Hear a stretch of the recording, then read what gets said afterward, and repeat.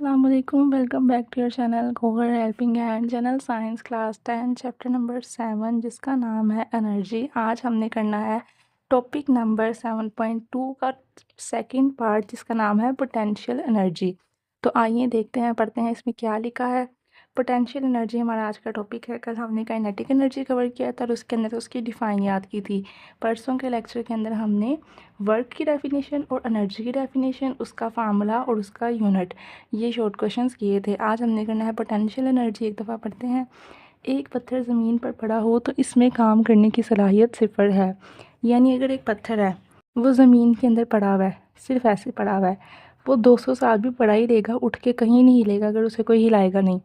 क्यों नहीं हिलेगा? क्योंकि उसके अंदर एनर्जी ही नहीं है, उसको किसी ने एनर्जी दी ही नहीं। तो एनर्जी देने के लिए हमें क्या करना पड़ेगा?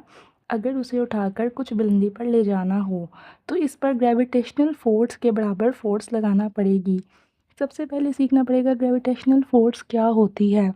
आपको पता है ज़मीन के अंदर ना एक पावर है, वो ये कि कोई भी चीज़ को हम छोड़ देंगे ना ऐसे, वो यहीं पे नहीं रुकी रहेगी, ज़मीन उसे अपनी तरफ खींच लेगी। जैसे इस पेंसिल को खींच लिया, ये मार्कर है, इसको मैंने छोड़ दिया तो ज़मीन ने इसे अपनी तरफ खींच लिया। तो वो चीज़ जिसे हवा के अंदर हम छोड़ देते हैं, ज़मीन उसे अपनी तरफ खींच लेती है। तो आप सबसे पहले अपनी बुक्स के ऊपर लिख लें, ज़मीन की खींचने की ताकत को ग्रेविटेशन कहते हैं। ठीक है, वो ताकत जिससे ज़मीन हर चीज़ को अपनी तरफ खींचती है उसे ग्रेविटेशन कहते हैं। ज़मीन के खींचने की ताकत को ग्रेविटेशनल फोर्स या ग्रेविटेशन दोनों कहते हैं। इंग्लिश मीडियम वाले अगर पढ़ रहे हैं तो वो लिख लें जी, the power to attract everything of earth is called gravitational force. तो यही हमने करना पड़ेगा। अगर हमने इस चीज़ को उठाना है तो हमने ज़मीन के मुखालिफ जाना है, ज़मीन के ख़िलाफ़ जाना है। तो ज़मीन के ख़िलाफ़ जाने के लिए हमें इसे उठाना पड़ेगा, तो हमें इसको इस तरह से अपोजिट उठाना पड़ेगा। अब हमें ताकत लगानी पड़ रही है, और कितनी ताकत लगानी पड़ रही है? जितनी कि ज़मीन को इसको खींचने में लगानी पड़ रही है, उसके उतने मुखालिफ। तो यही पत्थर की सूरत में होगा। अगर हम एक पत्थर को यहाँ से उठा के यहाँ लेके आ रहे हैं तो हमें इसको उठाने के लिए इतनी ताकत चाहिए। ठीक है, जितनी ग्रेविटेशन फोर्स उसको खींच रही है उतनी ज़्यादा ताकत से हमने ऊपर खींचना है। अब होगा क्या, जब हम इसको यहाँ तक ले आए हैं ना, तो इसके अंदर एनर्जी स्टोर हो गई है। उस एनर्जी का नाम है पोटेंशियल एनर्जी। अब मैं इसको छोड़ूंगी तो ये वापस ज़मीन पे जाएगा और इसने वर्क कर लिया। ठीक है, वही पत्थर जो ज़मीन पे पड़ा हुआ था उसमें कोई एनर्जी नहीं थी, काम करने की सलाहियत ही नहीं थी। जब मैंने इसे उठाया यहाँ पे और ऐसे छोड़ दिया तो इसने वर्क कर लिया, क्योंकि इसके अंदर पोटेंशियल एनर्जी आ गई। तो ये हमारी होती है पोटेंशियल एनर्जी। अगर मैं इसे इस तरह यहाँ से यहाँ फेंकती हूँ ना तो ये काइनेटिक एनर्जी है, लेकिन अगर मैं इस तरह ऊपर से नीचे फेंकती हूँ तो ये पोटेंशियल एनर्जी है। ठीक है, अब आपको फ़र्क समझ आ गया होगा। वर्क बुलंदी पर पत्थर में एनर्जी की शक्ल में स्टोर हो जाएगा। जब मैंने इसे यहाँ पे उठाया, अब ये मेरा वर्क है ना, वो इसके अंदर स्टोर हो गया है। ठीक है, और इसमें वर्क करने की सलाहियत आ गई है। अब अगर पत्थर को आज़ाद छोड़ दिया जाए तो ये खुद ब खुद वर्क करके नीचे ज़मीन पर आ गिरेगा। जैसे इसको आज़ाद छोड़ूंगी ये खुद ब खुद वर्क करके नीचे आ गिरेगी। ऐसा ही है, बुलंदी पर पत्थर में मौजूद पोटेंशियल एनर्जी मौजूद है। अब ये एनर्जी का नाम क्या जो यहाँ पे इसके अंदर है, ये क्या है? Potential energy. अब आपने यहाँ डेफिनेशन याद करनी है, शॉर्ट क्वेश्चन है, बहुत इंपॉर्टेंट। ठीक है, हाईलाइट हुआ हुआ ऑलरेडी। किसी जिस्म में पोजीशन की वजह से मौजूद एनर्जी पोटेंशियल एनर्जी कहलाती है। इसका क्वेश्चन है जी, पोटेंशियल एनर्जी की तारीफ़ करें। ये आपका आज का होमवर्क है। सब ने पोस्ट के ऊपर जाना है कम्युनिटी में और जाके इसकी तारीफ़ लिख कर आनी है। ठीक है, ताकि आपको याद हो जाए तारीफ़ क्या है आज के होमवर्क की, कि पोटेंशियल एनर्जी किसे कहते हैं। सब अपनी अपनी बुक्स पे लिख लें और उसका जवाब भी याद कर लें। किसी जिस्म में पोजीशन की वजह से, यानी वो जितना ऊपर है उतनी ज़्यादा पोटेंशियल एनर्जी होगी। ये है तो पोटेंशियल एनर्जी बहुत ज़्यादा है, यहाँ तो पोटेंशियल एनर्जी कम है, यहाँ तो और कम है। तो किसी जिस्म में पोजीशन की वजह से मौजूद एनर्जी पोटेंशियल एनर्जी कहलाती है।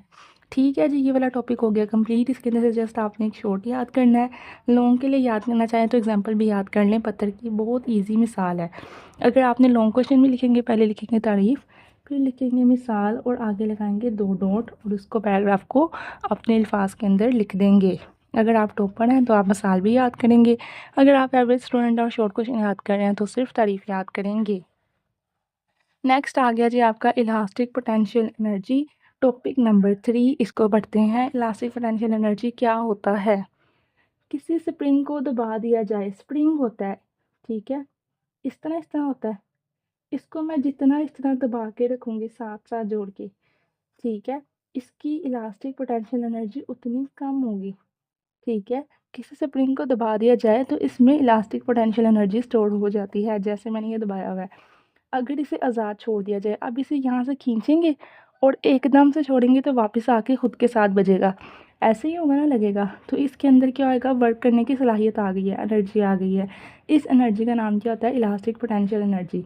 जैसे स्प्रिंग को अगर दबाया हुआ है, ठीक है, ये दबाया हुआ है तो वो इस तरह है। अब इसको जब खोलेंगे ना तो वो इस तरह हो जाएगा और वापस आके खुद के साथ लग के, यानी कि ज़ोर से बज के वापस इस तरह का हो जाएगा। तो ये एनर्जी जो इसके अंदर आई थी, जिसने इसको यहाँ से वापस इस हालत में लेके आई, इस एनर्जी का क्या नाम था, इलास्टिक पोटेंशियल एनर्जी। अगर किसी जिस्म में दबाने, खींचने या मरोड़ने से जो एनर्जी स्टोर हो जाती है, इसे पोटेंशियल एनर्जी कहते हैं। एक समझदार इंसान ने मुझे कहा था कि टीचर, आप जो भी इम्पोर्टेंट लाइंस होती हैं ना उनको हाईलाइट कर दिया करें। तो हाईलाइटर अभी मैंने नहीं मंगवाया, लेकिन मैं आपको वैसे मार्कर के साथ हाईलाइट करके बता देती हूँ कि ये है आपकी तारीफ़, ये है आपकी बुक के अंदर इम्पोर्टेंट लाइन, इसके नीचे कर लें अंडरलाइन। ये आपने पूरे पैराग्राफ में से याद करनी है। क्या याद करना है कि इलास्टिक पोटेंशियल एनर्जी किसे कहते हैं? जवाब याद करना है, किसी जिस्म में दबाने, खींचने या मरोड़ने से जो एनर्जी स्टोर हो जाती है, इसे इलास्टिक पोटेंशियल एनर्जी कहते हैं। मिसाल क्या है जी, रबड़ का टुकड़ा, ठीक है, गुलेल की रबड़ को खींचा जाए तो इसमें इलास्टिक पोटेंशियल एनर्जी स्टोर हो जाती है। जैसे आपको गुलेल नज़र आ रही है, वो रबड़ को खींच रहा है, जब इसने मारना है तो ये आगे जाके वापस अपनी सीट पे आ जाना है। तो ये भी इलास्टिक पोटेंशियल एनर्जी है। आज के लिए ये टॉपिक काफ़ी थे, 2 टॉपिक बहुत आसान टॉपिक हैं। 2 डेफिनेशन आज आपके होमवर्क में, एक है जी पोटेंशियल एनर्जी की तारीफ़ बताएं और मिसाल भी लिखें, और दूसरी आपकी है इलास्टिक पोटेंशियल एनर्जी की तारीफ़ बताएं और मिसाल भी लिखें, जो कि ये है। सिर्फ ये 2 डेफिनेशंस आपने आज याद करनी है, लिखनी है। इलास्टिक पोटेंशियल एनर्जी की एग्जांपल क्या है, स्प्रिंग या गुलेल, ठीक है। पोटेंशियल एनर्जी की एग्जांपल क्या है, पत्थर। तो इनको अपने अल्फाज के अंदर आपने लिख देना और हमारा आज का टॉपिक पेज नंबर 99 पे ख़त्म होता है। कल हम करेंगे बाकी 2 पॉइंट्स, केमिकल एनर्जी और हरारती एनर्जी।